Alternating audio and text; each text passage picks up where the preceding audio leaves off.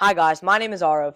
And my name is Nihal. And for this episode of Magic Under the Hood, we're with Team 27489 System Overload, a second year team from Ashburn, Virginia in the Chesapeake region. And to start us off, my first question to you guys is how did you guys approach the season and some of the design challenges that came with it? Okay, so before the season, we actually decided to use something called Viper Slides because we saw that was very efficient in last year's season. So we had thought that last year's season would implement the Viper Slides would implement onto this year's season. But as we all know, that Viper Slides can only be used during end game to lift up the robot, and we didn't want to take that chance. So we actually decided to look at robot in 30 hours. So we and that taught us about doing have a consistent outtake, some kind of transfer, and a consistent intake. So, speaking of intake, transfer, and outtake, can you just walk me through your scoring process from intake to scoring? The scoring process starts with our intake, which obviously pulls the balls in, and then it goes into our transfer mechanism, which is using two wheels and a belt. And as soon as the ball comes in, it gets squeezed in between this belt and this foam that we used, which forces the ball to go up when the pulley spins. After that, it reaches this gate that we use so that balls don't go into the outtake when we don't want them to. And as soon as we're ready to shoot, we open this gate and the ball goes through into the outtake. All right, yeah. So onto your guys' intake. I noticed your intake is really unique. Can you just explain how it works and what led you to use this instead of a traditional surgical tubing-based intake or gecko wheels? We used this red intake flap mechanism because we found that it was better than the surgical tube because surgical tubes have a very low surface area and the red intake flaps cover and hit more of the ball and push them into the transfer better.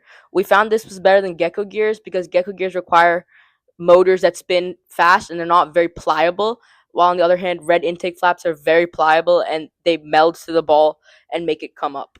We also use these red 3D printed blocks to help guide our balls into the pulley mechanism system because they were getting consistently jammed over here. We also used two gears and a motor at a 90-degree angle to create our intake mechanism, but we were finding that the gears were coming loose and not pressing into each other enough. So we used a section from a ballpoint pen to work as our spacer to make sure that they stayed the same. Thank you so much. So I see you guys have a dual flywheel outtake. Could you guys just explain why you decided to go this route and how it works and what are the advantages of this? So we decided to go with dual flywheels because, again, as Nick said, we basically got a lot of inspiration from Robot in 30 Hours. Though recently we thought of doing a Jasper outtake. Basically, like this mechanism right here would like be like connected to a servo, which would go up and down. But we realized that wouldn't work because the servo would be under too much stress, and we scrapped that. Thank you. So, what do you guys find is the most unique part of your robot? I see you guys have a lot of aspects. So, what is your unique and most favorite?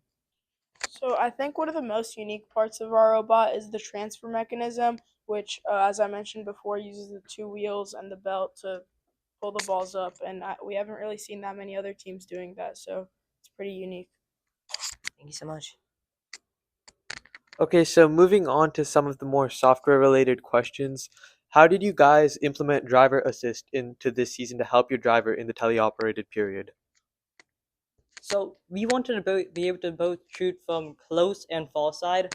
And what a feature in our programming is we can adjust the speed of our motors that control these wheels. So to like be able to like switch quickly, we put like some hotkeys on a controller which quickly switch from the best power for far and close side. Were there any software changes that you guys made from last season to this season that helped your team progress? Last season we mainly used blocks, but this season we switched to Java for more precise coding and stuff like that. Also, we use Java to be more versatile and be able to implement the power changes to the motors. And finally, from the software perspective, I saw that you guys had a 6 ball auto from both far and close. So could you walk me through some of the steps that you guys went through to get that? to get to 6-ball auto, originally we had only 3-ball auto, and even so, but we realized like a lot of teams have like 6 to like 9 balls, so we decided to change up and like, figure out a way to like get all 6 balls. So the way it works, it starts with 3 preloaded balls. It would shoot it, then it would go and intake the close 3 balls. It would go back and shoot those again. All right, thank you. Okay, so on to a fun little question. I noticed you guys have a Pumbaa on your robot. Is there any significance or is there any special reason? So the main reason we have a Pumbaa on our robot from Lion King is because last year we had Joffrey the giraffe from the Toys R Us mascot, and because our robot last year was the starter bot from Go Builda, and we kind of saw that it like looked like a giraffe, and so this year we wanted to continue the trend of having animals. So when we looked at our robot, we thought like, what does it look like the most? And we realized like this looks like tusks, and our gate looks like a tooth, and it kind of reminded us from Pumbaa from Lion King. That's really cool. All right, guys, that's a wrap on this episode of Magic Under the Hood, and I hope you guys enjoyed our talk with Team 27489 System Overload.